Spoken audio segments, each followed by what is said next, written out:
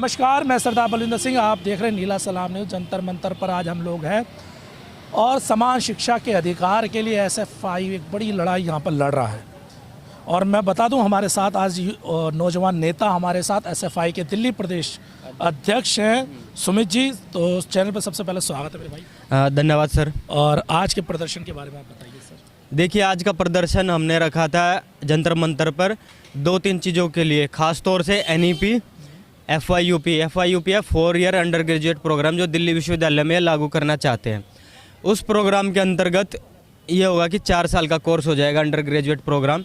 उसमें ये हो सकता है कि आप मल्टीपल एग्जिट ले सकते हैं, 1 साल के बाद, 2 साल के बाद, 3 साल के बाद या फिर 4 साल के बाद। 1 साल करता है तो सर्टिफिकेट, 2 साल करता है डिप्लोमा, फिर 3 साल करता है डिग्री विद ऑनर्स 4 साल। तो ये इस तरीके का ये कोर्स बना रहे हैं। इसमें आप ये देखिए, अगर ये इस तरीके का एक कोर्स बनाते हैं तो उसमें ड्रॉप आउट कितना होगा। किसी को लगता है फीस नहीं है तो मैं 1 साल कर लेता, फिर छोड़ देता, फिर 5 साल बाद आता हूँ, फिर कोर्स ज्वाइन करता हूँ। एक बच्चा एंट्रेंस निकाल के आता है कोई DU में या मेरिट के बेस पे एडमिशन लेता है, वैसे 1 साल में एडमिशन लेने के बाद वो वापस चला जाता है। तो किस प्रकार की व्यवस्था बनाना चाहते हैं? हमने तो यही देखा था कि सर्टिफिकेट के कोर्स पहले होते थे, लैंग्वेज का कोई कोर्स होता था, अलग अलग प्रकार के कोर्सेज करवाए जाते थे सर्टिफिकेट के, डिप्लोमा। लेकिन अब ये जो मेन स्ट्रीम कोर्स, जो लिबरल आर्ट्स के कोर्स है, साइंस के, हिस्ट्री या पॉलिटिकल साइंस, उसमें अगर 1 साल पढ़ने के बाद अगर वो छोड़ देगा तो क्या सीखेगा? तो कुछ सीख ही नहीं पाएगा। इसके अलावा भी हमने पहले भी लड़ाई लड़ी है 2012-13 में भी FYUP के खिलाफ। अब फिर हम लड़ाई लड़ रहे हैं। ये एक नए तरीके से FYUP को लाना चाहते हैं। और ये इस दौर में ही क्यों लेके आए ये नीति? क्योंकि अभी पेंडेमिक है, लोग घर में, स्टूडेंट बाहर है नहीं, तो ये चाहते कि नेशनल एजुकेशन पॉलिसी FYUP को इस आड़ में, पेंडेमिक की आड़ में ये पास कराना चाहते हैं। अगर ये सब हो जाता है तो ये बड़े भारत की शिक्षा व्यवस्था के लिए बहुत ही घातक सिद्ध होगा। आज की डेट में सच्चाई तो ये भी 3 साल की एजुकेशन की जो फ़ी है वो देनी मुश्किल हो जाती है। हाँ। अब आप 4 साल की उसे कर दोगे तो फिर कैसे फीस निकलेगी? गरीब आदमी तो पढ़ ही नहीं सकता। फीस का भी मामला है। फीस के अलावा फीस का भी देख सकते हैं। अगर फ़ीस का हम देखें तो फ़ीस कई कोर्सों में, अगर स्टीफेंस कॉलेज में, खालसा कॉलेज में और इस तरह के कई कॉलेज दिल्ली विश्वविद्यालय में है जहाँ पे फ़ीस ऑलरेडी बहुत ज़्यादा है। कुछ कॉलेज है जहाँ पे फ़ीस रिलेटिवली कम है।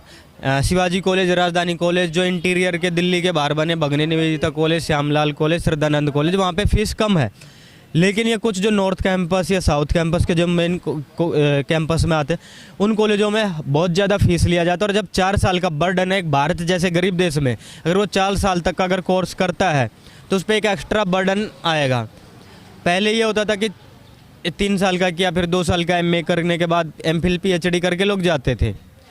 लेकिन अब ये 4 साल का कोर्स कर देंगे तो जिस प्रकार से स्किल डेवलप होनी चाहिए, तो कोई प्रोफेशनल कोर्स होना चाहिए था, वैसा कोई प्रोफेशनल कोर्स लेके ये आते, कोई स्किल डेवलपमेंट का कोई कोर्स लेके आते। इनको उस गति, उस दिशा, शिक्षा को रोज़गार से जोड़ के ये दिखाते कि हिस्ट्री ऑनर्स करके भी आप ये कर सकते हैं, पॉलिटिकल साइंस करके आप ये कर सकते हैं, रोज़गार यहाँ मिलता है, रोज़गार का सृजन यहाँ पे होता है, तो ये काम कर सकते थे। लेकिन नहीं, ये और केवल जिस प्रकार की नेशनल एजुकेशन पॉलिसी, उसी के तहत 4 ईयर का जो ये प्रोग्राम लेके आए हैं, ये सारा का सारा पूंजीपति वर्ग को ही फ़ायदा करेगा। अपर कास्ट, पूंजीपति या जिनके पास पैसा है, उनको ही ये इस प्रकार की शिक्षा नीति की सारा सीधा फ़ायदा उन्हीं को होने वाला है। अच्छा, सरकार एक बात और कह रही है कि जो हमने इस नई शिक्षा नीति लाए हैं उसमें एक फ़ायदा ये हो रहा है कि जो गरीब जिस प्रोफेशन में काम करता है तो उसको भी सर्टिफाइड कोर्स मिल जाएगा। जैसे कि अगर मान लो मोची है, जूता सिलने का काम करता है, तो उस जूते में स्किल डेवलपमेंट के माध्यम से उसे वहाँ पे उसे सर्टिफिकेट मिल जाएगा, तो वो अपना बड़ा बिजनेस कर सकता है। इसी तरह लोहार है, लोहार का सर्टिफिकेट उसको मिल जाएगा। अगर मान लो बढ़ई है तो बढ़ई का काम उसे आ जाएगा, उसे सर्टिफिकेट मिल जाएगा। सर्टिफाइड कोर्स में जाएंगे। नई शिक्षा नीति की पॉलिसी में ये जोड़ा गया है। साथ में रीजनल लैंग्वेज को भी उसने इंक्लूड किया गया है कि रीजनल लैंग्वेज से ये फ़ायदा होगा कि लोगों को एग्ज़ाम देने में आसानी होगी। क्या आपको लगता है इतना आसान है ये चीज़ें करना? देखो, बोलना एक अलग चीज़ है, असली हकीकत में करना अलग चीज़ है।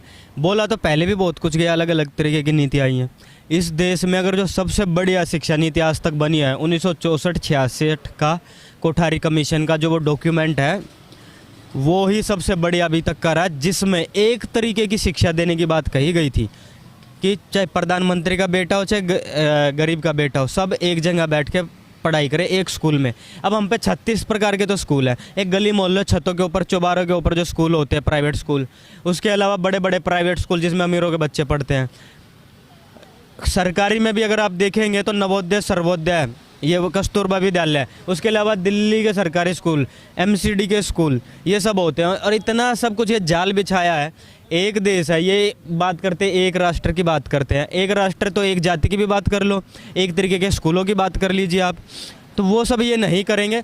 दूसरा, वो सिर्फ बोलने के लिए है। मैं तो ये बोलता कि ये देश बड़ा विविध है, विविधता को हमें एंजॉय करना चाहिए। अलग संस्कृति, अलग हम एक दूसरे से सीखते हैं, अलग अलग जगहों से। कश्मीर की अलग संस्कृति, नॉर्थ ईस्ट साउथ का अलग, तो उस हिसाब से डिसेंट्रलाइज्ड एजुकेशन सिस्टम इनको बनाना चाहिए।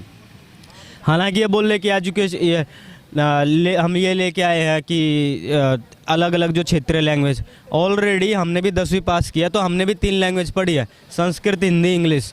3 लैंग्वेज फार्मूला तो ऑलरेडी हमारा 10वीं तक सिखाया ही जाता है। उसके बाद आदमी आगे जाके खुद सेल्फ उससे सीख सकता है अगर भाषा ही सीखनी है तो। ऑलरेडी इनको कुछ नया कुछ उसमें है नहीं। ऑलरेडी केरला में जाएंगे तो मलयालम में सिलेबस है, नॉर्थ इंडिया में हिंदी में है, अब पंजाब में जाएंगे तो पंजाबी में सिलेबस ऑलरेडी है। तो नया क्या है उसमें? नया तो कुछ भी नहीं है। ये सिर्फ और सिर्फ पूंजीपति अमीर वर्गों को फ़ायदा पहुंचाने के लिए ही है। किस प्रकार से कॉर्पोरेटाइजेशन ये कर देंगे। एक चीज़ इंटरेस्टिंग, सिर्फ अमीर नहीं, उच्च जातियों को भी, उसमें रिजर्वेशन की बात तक नहीं की गई है। रिजर्वेशन शब्द आप मुझे दिखा देना उसमें, अगर नेशनल एजुकेशन पॉलिसी में अगर आपको मिलता है कहीं। ये ऑनलाइन एजुकेशन का मॉडल जिसके खिलाफ हम बात कर रहे हैं, अगर आपके पास पूरी दुनिया के सारे संसाधन हैं, उसके बावजूद भी ऑनलाइन एजुकेशन सक्सेस हो ही नहीं सकती। जैसे आप पत्रकार हैं, ये जब तक ग्राउंड पे नहीं आएंगे, ग्राउंड रिपोर्ट नहीं करेंगे तो आपको पता नहीं लगे ना। जैसे बहुत टीवी में बैठ के वो जब लोग करते रहते हैं, आप जो ग्राउंड रिपोर्ट कर रहे हैं बहुत बढ़िया बात है, इस तरीके का काम होना चाहिए। ये पहले होता था ग्राउंड रिपोर्ट, लेकिन अब नहीं होता। वैसे ही साइंस के कोर्सेज़ में प्रैक्टिकल का काम होता है, ऑनलाइन सिखा देंगे प्रैक्टिकल, प्रखनल या लेबोरेटरी में जाना ही पड़ेगा। बिना आमने सामने बैठे क्लासरूम लर्निंग के, क्लासरूम टीचिंग के शिक्षा हो ही नहीं सकती, शिक्षा मिल ही नहीं सकती किसी प्रकार की। ऑनलाइन एजुकेशन या ये सब करना ये एक छलावा है। ये जनमानस का जो सोचने समझने का तरीका होता है बड़े लेवल पे, उसको कुंद करता है, विवेक को मारता है। ऑनलाइन अगर चीज़ें करते हैं ना, हमारी जो बुद्धि होती है उसको ये नुकसान पहुँचाती है ऑनलाइन चीज़ें। वो बैठेंगे लैपटॉप में, देखेंगे पूरा दिन रात, आंखें ख़राब होंगी, हेल्थ का इशू आएगा, घर से बाहर नहीं निकलेंगे। कॉलेज अगर खुलता है तो लोग अलग अलग तरीके की सोसाइटीज़ होती है, डांस सोसाइटी, स्पोर्ट्स खेलते हैं, उसमें फेस्ट भी होता है, प्रोग्राम भी होता है, ये सब चीज़ें होती हैं। लेकिन जब ऑनलाइन ही सब कुछ आप कर देंगे तो कहाँ से ये सब ओवरऑल डेवलपमेंट हो पाएगा? सिर्फ पढ़ने से तो नहीं होगा ना, सिर्फ किताबें पढ़ लिया और हो गया, ऐसे तो नहीं हो सकता है। बहुत बहुत धन्यवाद।